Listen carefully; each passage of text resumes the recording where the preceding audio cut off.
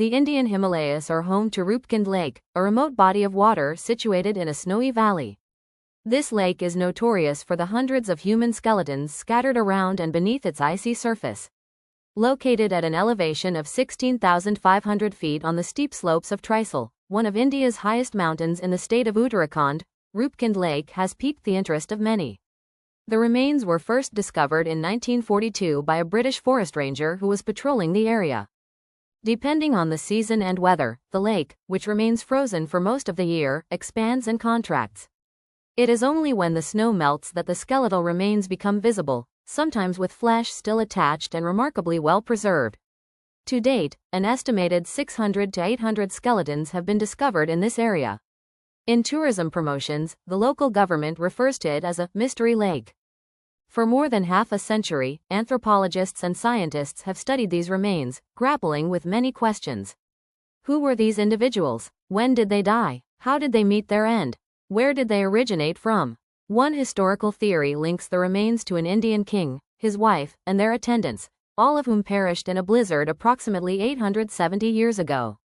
Another theory suggests that some of the remains belong to Indian soldiers who attempted to invade Tibet in 1841 but were repelled. More than 70 of these soldiers were then forced to find their way home over the Himalayas and tragically died along the journey. A different perspective posits that this site could have served as a cemetery for victims of an epidemic. In the nearby villages, there is a popular folk song that recounts how goddess Nanda Devi created a hailstorm, as hard as iron, which claimed the lives of people traveling past the lake. Nanda Devi, India's second highest mountain, is revered as a goddess. Earlier studies of skeletons indicated that most of the individuals who died were tall and above average in stature. The majority were middle-aged adults, aged between 35 and 40, with some elderly women present. Notably, there were no babies or children among the remains, and all individuals appeared to be in reasonably good health.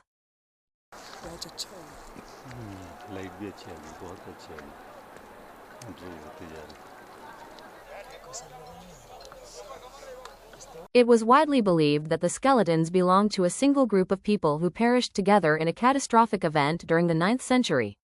However, a recent 5-year study, which involved 28 co-authors from 16 institutions in India, the US, and Germany, suggests that these assumptions may not be accurate. The researchers conducted genetic analysis and carbon dating on the remains of 38 bodies, including 15 women, discovered near the lake. Some of these remains date back approximately 1,200 years. Interestingly, the genetic study revealed that the deceased individuals belonged to diverse populations. One group had genetics similar to present-day people in South Asia, while another group was closely related to those living in present-day Europe, particularly on the Greek island of Crete. Furthermore, it appears that the individuals from South Asia did not originate from the same population.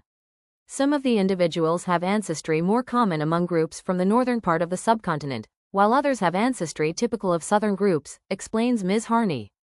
Did these diverse groups travel to the lake in smaller batches over a few hundred years? Was there a mass casualty during a single event? No weapons or trade goods were found at the site, and the lake is not situated along any trade route. Furthermore, genetic studies revealed no evidence of ancient bacterial pathogens that could explain any diseases as a cause of death. A pilgrimage that passes by the lake might account for why people traveled to this location. Although credible accounts of pilgrimage in the area do not appear until the late 19th century, inscriptions in local temples date back to between the 8th and 10th centuries, suggesting the possibility of earlier origins. Scientists believe that some of the bodies found at the site are the result of a mass death during a pilgrimage event. However, how did people from the eastern Mediterranean end up at a remote lake in India's highest mountains? It seems improbable that Europeans would have journeyed from Roopkund to take part in a Hindu pilgrimage. Alternatively, could it be that there was a genetically isolated group of individuals with ancestry from the distant eastern Mediterranean who had been living in the region for many generations? We are still searching for answers, says Ms. Harney. There are still a lot of questions with no answers, but it is interesting to say the least. Thank you for watching. I hope you enjoyed the video.